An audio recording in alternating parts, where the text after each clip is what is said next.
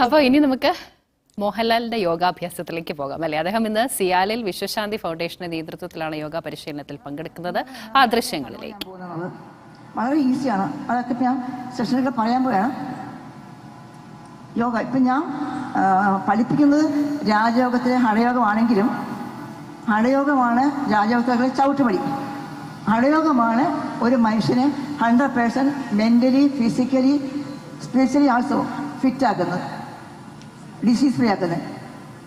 ആരോഗ്യമുള്ള ഒരു ശരീരത്തിൽ ആരോഗ്യമുള്ള ഒരു മനസ്സുണ്ടാക്കുക. അത് മോൻ പറഞ്ഞു കഴിഞ്ഞു, ശരിയാണത്.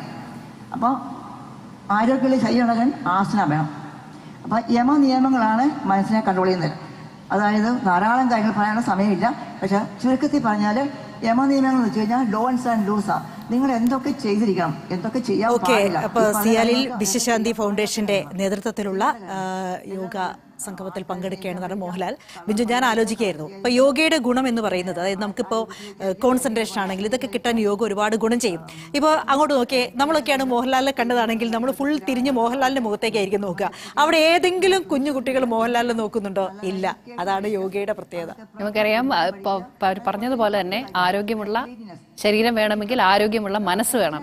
ഇതിന് രണ്ടിനും ഒരുപോലെ സഹായിക്കുന്നതാണ് യോഗ. നമുക്കറിയാം, ഈ മൈൻഡും ബോഡിയും തമ്മിലുള്ള ബാലൻസ് കീപ്പ് ചെയ്യാൻ യോഗ എത്രത്തോളം പ്രാധാന്യമുള്ളതാണെന്ന് നേരത്തെ മന്ത്രി വി.എൻ. വാസവൻ പറഞ്ഞതുപോലെ തന്നെ ഇതൊന്ന് പരിശീലിച്ച് തുടങ്ങിക്കഴിഞ്ഞു കഴിഞ്ഞാൽ പിന്നെ നമുക്കതിന്റെ ഗുണങ്ങൾ മനസ്സിലാകും.